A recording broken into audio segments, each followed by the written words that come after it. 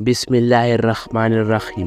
السلام علیکم محترم ناظرین، آج کی ویڈیو میں ہم آپ کو بتائیں گے پیغمبر خدا حضرت ابراہیم علیہ السلام کی ازواج مطہرات حضرت سارہ اور حضرت ہاجرہ کے بارے میں۔ ناظرین، جب نمرود نے حضرت ابراہیم علیہ السلام کو ملک بابل سے نکال دیا تو حضرت ابراہیم علیہ السلام ملک شام کی طرف روانہ ہوئے۔ ان کے ساتھ ان کی بیوی حضرت سارہ اور ان کے بھتیجے حضرت لوط علیہ السلام تھے۔ جب حضرت سارہ کا نکاح حضرت ابراہیم علیہ السلام کے ساتھ ہوا تو حضرت سارہ کافی آسودہ حال تھی۔ ان کے پاس بہت سے زمینیں اور مویشی تھے۔ آپ نے تمام اموال حضرت ابراہیم علیہ السلام کو بخش دیے۔ حضرت ابراہیم علیہ السلام نے اپنی مہارت سے تمام امور کی اصلاح کی۔ مویشیوں اور زراعت میں ترقی ہوئی، یہاں تک کہ بابل میں کسی کا حال ان سے بہتر نہیں تھا۔ اس لیے یہ سارا مال نمرود نے حضرت ابراہیم علیہ السلام سے لینے کی کوشش کی، جس کا تمام احوال اور حضرت ابراہیم علیہ السلام کی ابتدائی زندگی پر تفصیلی ویڈیو ہم پہلے ہی بنا چکے ہیں۔ حضرت ابراہیم علیہ السلام حضرت لوط علیہ السلام اور حضرت سارہ علیہ السلام کو لے کر چلے گئے اور کہا، سورہ الصافات آیت نمبر 99 میں، اپنے پروردگار کی طرف یعنی بیت المقدس جا رہا ہوں، وہ ان قریب میری رہبری کرے گا۔ حضرت ابراہیم علیہ السلام ایک غیور انسان تھے، اس لیے انہوں نے اس سفر میں اپنی بیوی حضرت سارہ کو ایک صندوق میں بند کر دیا تھا تاکہ وہ غیر مردوں کی نظروں سے محفوظ رہے۔ لیکن راستے میں قبطیوں کے ملک یعنی مصر میں پہنچے، جس پر ایک عرب بادشاہ حکومت کرتا تھا۔ اس ملک کی سرحد پر ایک سپاہی حضرت ابراہیم علیہ السلام کو اپنے مال کا وصول ادا کرنے کے لیے روک لیا۔ وہ آپ کے سامان کی جانچ پڑتال کرتے کرتے اس صندوق کے پاس آیا اور بولا، یہ صندوق کھول کر دکھائے۔ حضرت ابراہیم علیہ السلام نے کہا، فرض کرو کہ یہ صندوق سونے یا چاندی سے بھرا ہوا ہے، اب اس کے لیے جو کچھ تم چاہتے ہو میں وہ تمہیں دے دیتا ہوں، لیکن تم اس کو مت کھولو۔ اس نے کہا، جب تک صندوق نہ کھولو گے اس کا حساب نہیں ہو سکتا ہے۔ اسی اثنا میں اس نے صندوق کو کھول دیا۔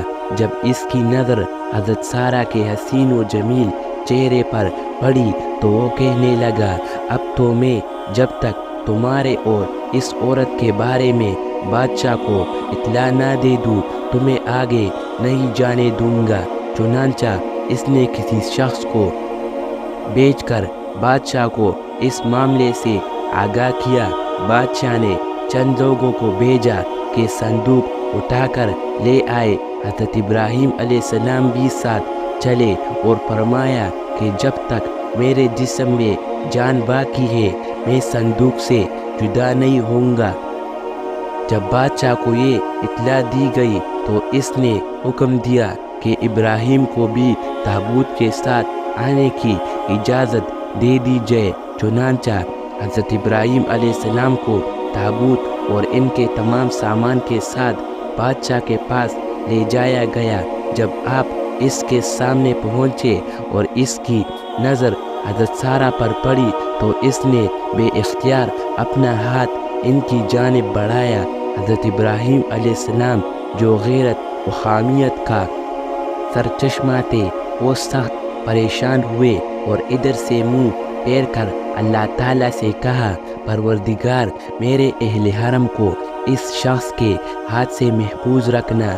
اسی وقت بادشاہ کا ہاتھ سوکھی لکڑی کے مانند ہو گیا اور اس نے حضرت ابراہیم علیہ السلام سے مخاطب ہو کر کہا، کیا تمہارے خدا نے میرا ہاتھ خشک کر دیا ہے؟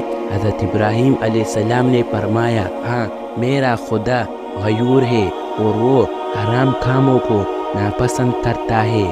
بادشاہ نے کہا، آپ اپنے خدا سے دعا کریں کہ وہ میرا ہاتھ ٹھیک کر دے۔ میں آپ کے حرم کے ساتھ کوئی ایسی حرکت نہیں کروں گا۔ چنانچہ حضرت ابراہیم علیہ السلام نے دعا کی اور بادشاہ ٹھیک ہو گیا۔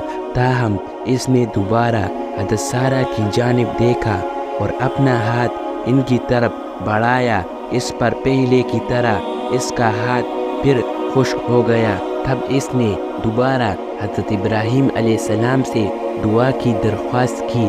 آپ نے فرمایا اب میں تمہارا ہاتھ کے شفایاب ہونے کے لیے اس شرط پر دعا کروں گا کہ تم پھر سے اپنا ہاتھ آگے نہیں بڑھاؤ گے۔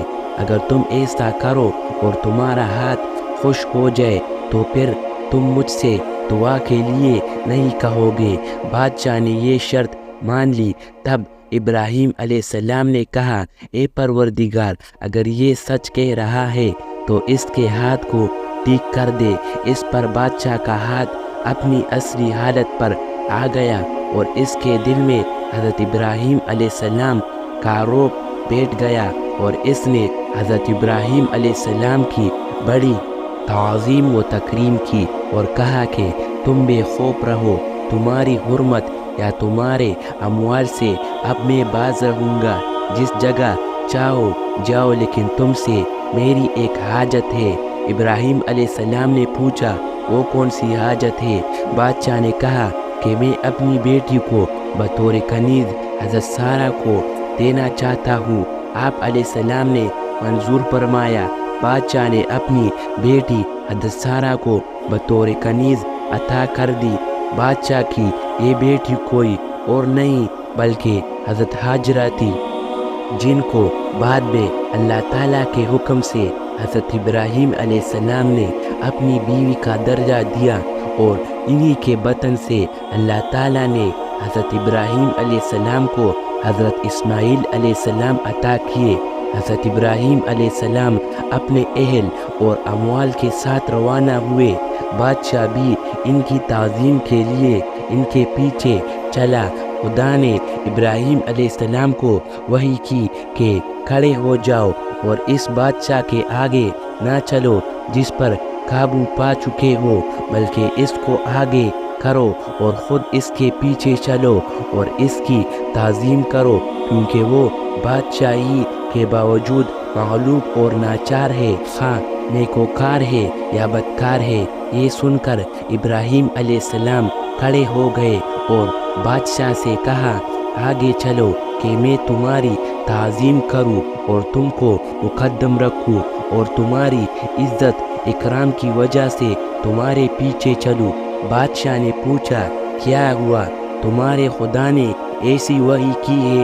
ابراہیم علیہ السلام نے کہا ہاں۔ اس نے کہا میں گواہی دیتا ہوں کہ تمہارا خدا صاحب جلال، بردبار اور کریم ہے۔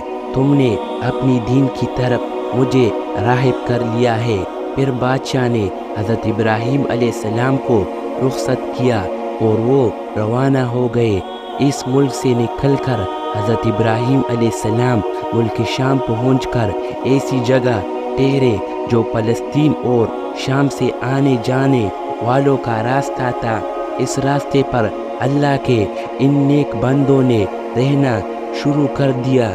امید کرتا ہوں کہ آپ کو آج کی ویڈیو پسند آئی ہوگی۔ اگر ویڈیو پسند آئی ہے تو لائک کرے، شیئر کرے اور دوستو اس طرح مزید ویڈیو دیکھنے کے لیے ہمارا چینل سوابی ورڈ کو سبسکرائب کرے۔